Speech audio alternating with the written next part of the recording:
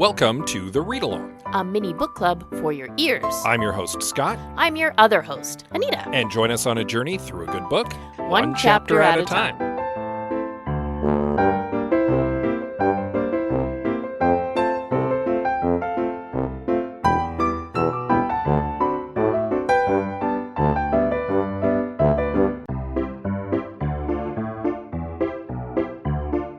Do you like talking about movies?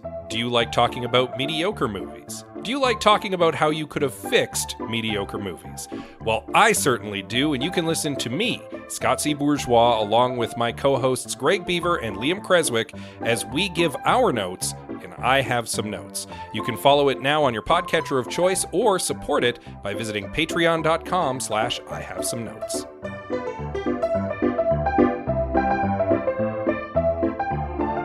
So as mentioned, we did purchase a new house. Woo. So we're in the middle of a lot of packing and getting ready for that. It's stressful. It is, very much so. But it'll be nice when it's over, and Yes. hopefully that time is going to be soon coming. I hope so too. And that'll be a nice way to kind of cap off the summer, Yeah. transitioning into a new space. And it'll just be over and done with, and we can just relax. Yeah, it's been a weirdly busy month, honestly. Like, Yeah. It seems like there's been something going on every weekend. It's just been kind of like nonstop stuff. Yeah, it has. I've only been able to handle events one at a time. People keep asking me about future things. I'm like, I can't focus on future things. I have 3 things before that first I have to deal with. Yeah, it's, I mean, on the one hand, it's nice to be busy again, but on the other hand, it kind of all came all at once. There's an acceptable amount of busy before you just freak out from stress. Yeah. I'm not quite there yet, but yeah, it's nice to get things off your plate because for eventually they will stop putting things on my plate and I will be okay. Yeah, and I think we're starting to get to that point. I think the busiest part of the summer is kind of behind us now. Yeah, I think we're over like the hump of the hill, right? Yeah, we're Over the top. just coming up on like back to school and stuff, and then I think things will start to slow down. Yeah, a bit. we'll fall into our like regular fall winter routines. Yeah. Right? We'll figure it out. It'll be good. I sure hope so. That's kind of where we're at. Not really much to update besides that. So Our lives are crazy. Welcome to the read along. But we'll, I guess, get right into it. A bit of a longer chapter, this chapter, but I wouldn't call it longer. I'd call it average length. fair. But I think we'll be able to breeze through it pretty well. So a brief recap of our previous chapter, chapter 19, in which the Obamas come for their state visit. And the Queen has a little chance to chat with both Michelle and Barack Obama. And the birthday celebration kind of wraps up. Yeah. And that leads us into chapter 20 of The Windsor Knot by S.J. Bennett.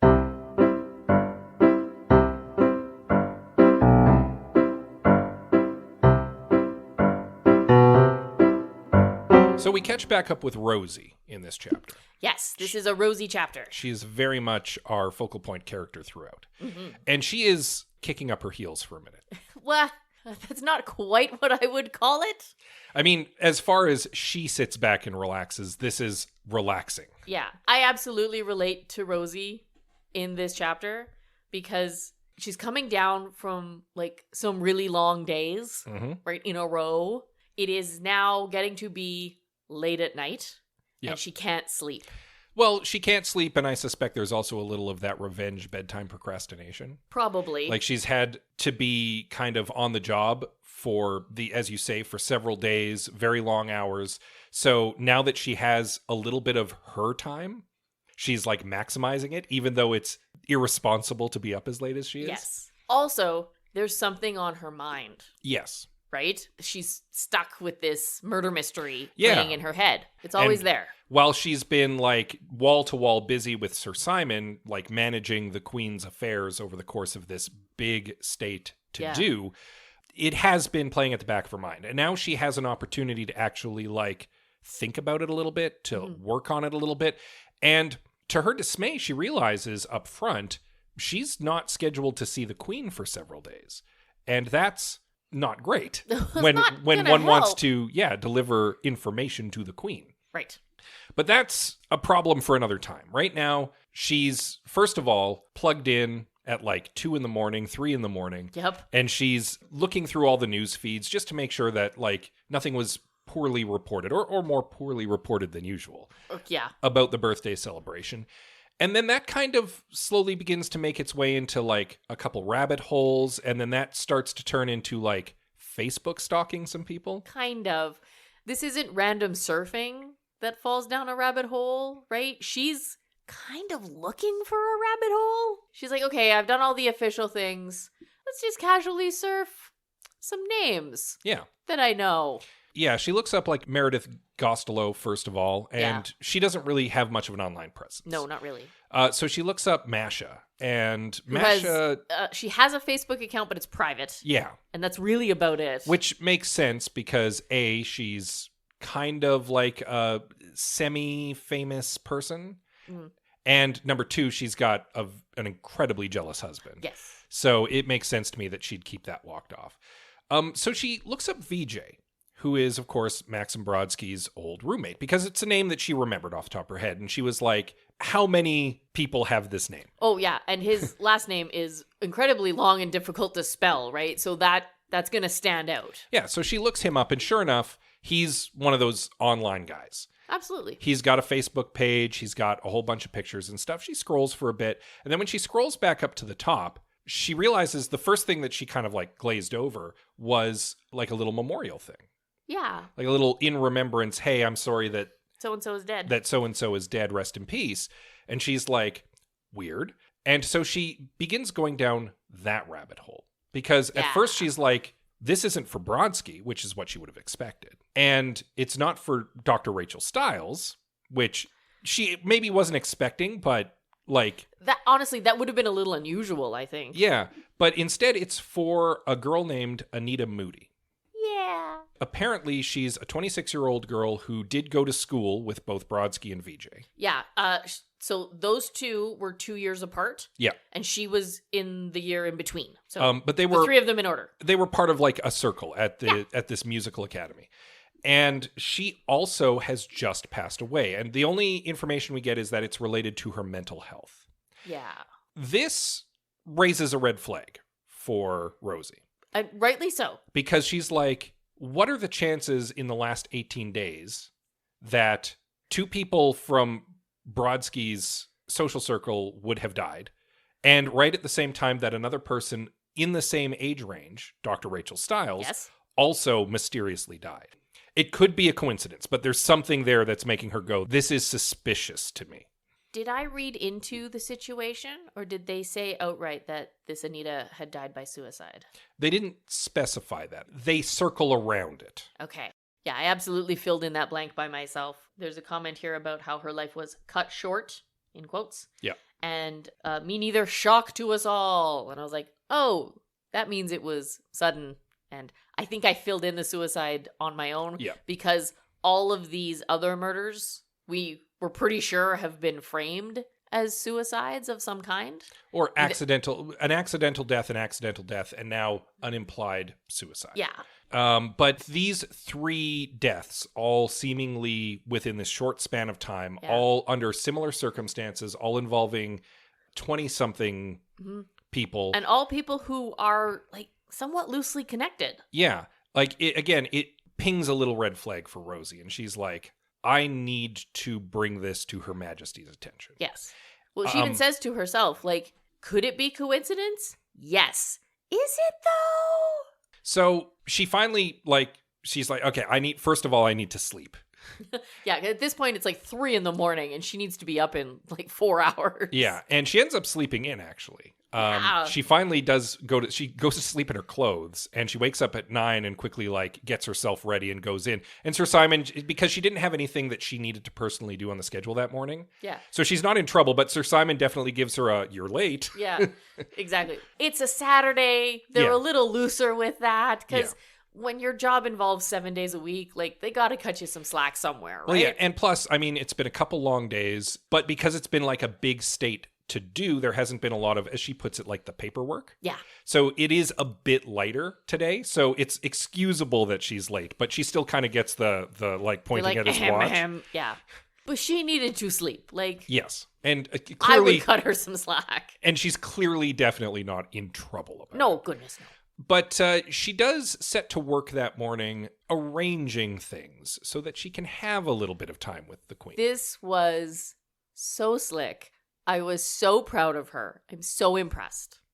Great. Yeah, she basically rearranges a couple bits of scheduling so that Sir Simon won't be able to go and collect the boxes with all the official papers and stuff. She organizes some phone calls and a couple of tasks and errands and just sort of tweaks things so that it looks perfectly natural. Like, this is just how it works out today, so that she can go in and spend just a few moments with the queen by herself. Yeah, it's like beautiful. Up to and including getting the prime minister's office to call him at a specific time so that he's tied up. Yeah, it's really good. It's quite really good. And sure enough, like, it all does come together in such a way that he's on the phone with the prime minister's like personal assistant. Yeah, talking about like a birthday present for the queen or something like that. And he's giving Rosie the like, oh God, they won't stop talking to me look. And he kind of like is just, okay, you go get the boxes. Can you go get the boxes? I'm still on the phone. Yeah, and she's like, oh, no problem. Not a problem. I'll take care of it. Books it out of the room. Yeah. And she pops in to see the queen. And the queen isn't even surprised to see her. It's like, oh, good, it's you. I love it. She puts down her teacup in such a way that the woman who is there to like collect the tea service leaves the room so that they can have a private moment. And Rosie fills her in on everything. So this is what's gone on the last couple days. First of all, Vadim, the servant for the Peyrovskis, assaulted in an alley. Yeah, he was beat up. He'll be okay. That's good to know. But he was beat up. Number 2, Masha Peyrovskaya is fairly convinced that her husband was responsible for that attack on Vadim. But I have no proof of that.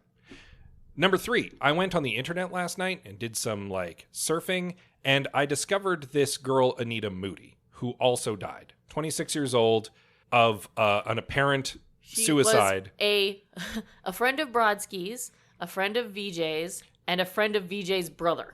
And they went to school together. Maxim Brodsky obviously was taking piano. She was a singer, is what we find out. The queen is like, okay, and like processes this for a second. And then she begins asking a bunch of questions about the girl. Right? This whole list of questions. Like, did she speak Chinese? Like, specifically Mandarin, I think. Yep. That's the one that stood out to me. There was like a whole list of them, like 3 or 4 questions the queen just bangs out. Yeah. One of the key ones is, does she speak Mandarin Chinese? Yeah. Which is clearly important here. Right. But that would potentially link her to Dr. Rachel Stiles, is the key. Yes, maybe? Because Dr. Stiles was involved in the Belt and Road discussions, which involves China. So could this Anita be somehow linked into this? Does she speak Chinese? Right. Do you have a picture of her? Yes, of course. Rosie had the foresight to print off a couple pictures. They take a look. My initial thought was that the queen was going to be like, oh, well, this looks like Dr. Rachel Stiles. Me too. But because neither of them like immediately recognized the face. Yeah. So I don't know. Plus, they don't have the same hair color, very notably. Anita Moody has like red hair. Yeah, she's a redhead. And Dr. Stiles is like a brunette. Yeah, she had like dark brown hair, if I remember correctly. And she definitely wasn't wearing a wig the night of the murder because they identified DNA on the hair strand. Yes. That linked them to Dr. Stiles. Correct. So seems unlikely about that.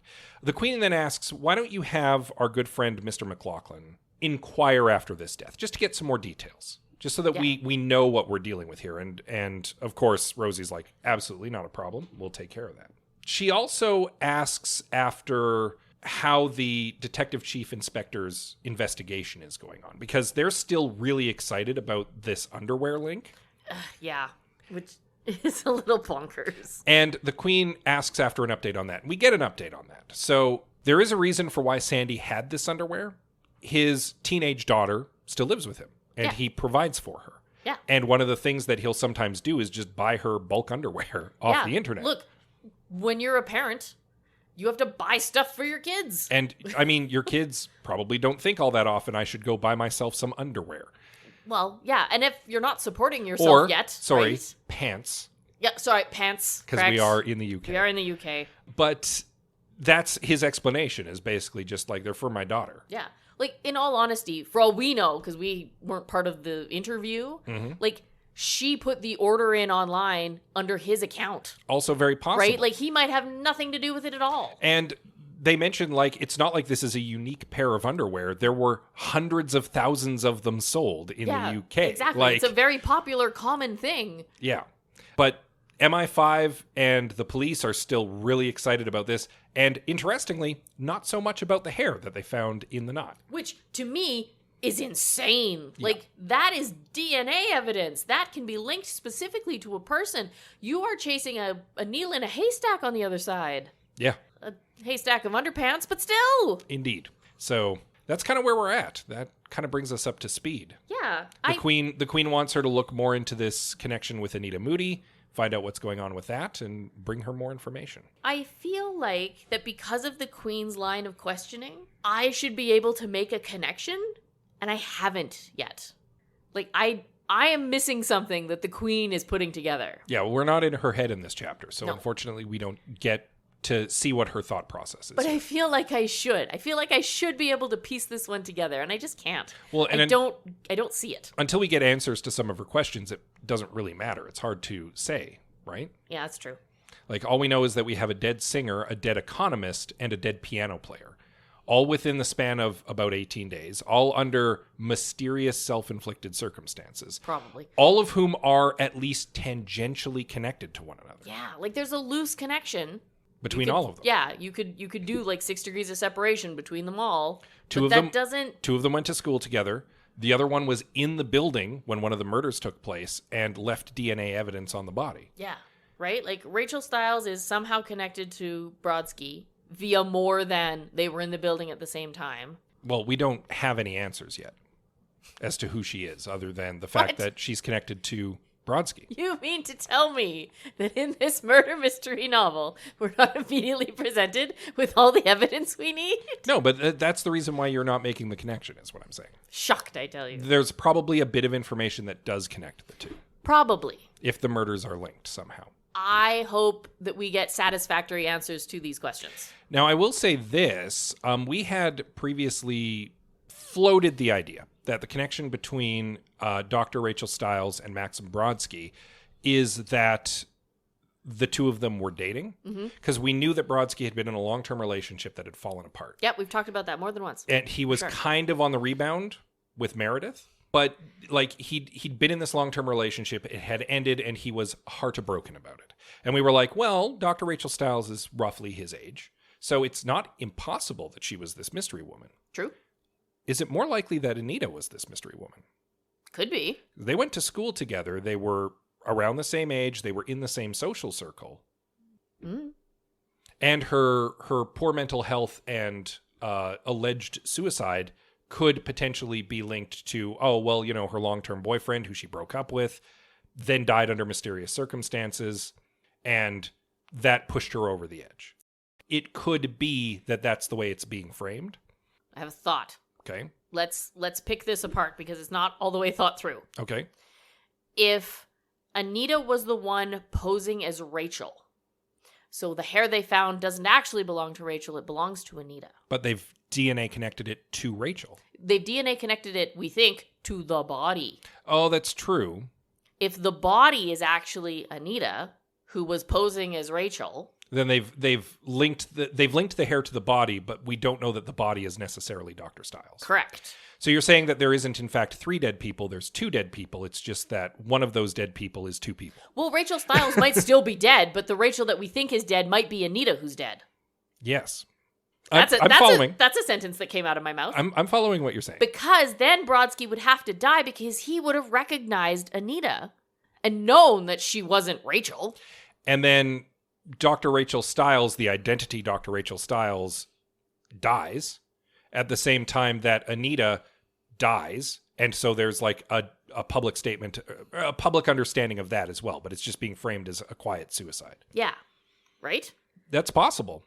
Because we still are flirting with the idea that Dr. Rachel Stiles is not who she claims to be. Right. And you're right. We only know that the hair is linked to the body. We don't know that the hair is linked to Dr. Rachel Stiles. Correct. Yeah. So that's and fair. And to be completely clear, I'm assuming that the hair they found is linked to the dead body. I'm going to unravel this just a bit. Okay, please do. Because like I said, it's not fully formed. Because both the Queen and Rosie have seen pictures of Dr. Stiles. Now, Rosie's pictures were blurry and not great, but the Queen saw her in person. Yeah. And when she looked at the pictures of Anita Moody, she did not go, that's the woman I saw at the party. She just changed her hair color. Right. So that, to me, is the only thing that makes the idea that Anita and Rachel are the same person kind of come apart a bit. Right. Because you'd think the Queen would recognize her. Like I said, it wasn't fully formed. But yeah, you'd think the Queen would recognize that face. The woman. Unless the Queen is kind of spotty on it, because let's be honest, she sees a lot of faces. She meets a lot of people. Yeah. Yeah. Just, I wanted to put it out there because it occurred to me that might be the connection. Anyway, we're going to talk in a loop about this if we keep going. So yeah, there's a little bit to chew on here, but once again, we're presented with more clues and questions and very little connective tissue. Yeah. Mystery. What are you going to do? Yeah. But I guess we'll just have to move on to the next chapter and hopefully get some more answers. It'd be chapter 21, which you're going to want to read up on in time for next week. Yes. In the meantime, of course, you can always give us a little rating and a review on your podcatcher of choice. That helps us out. And we appreciate it. Indeed. You can also send us textual information via social medias. Absolutely. We are on X, formerly known as Twitter, Instagram, Facebook, and Goodreads. We are at The Read Along on most of those. You can find us like that. Yeah, you can also send us an email. Oh, we'd love that. Our address is thereadalong@gmail.com. And with that said, as always, we love you very much, and we'll see you next time. I was just so excited to find a character named Anita. It happens so rarely.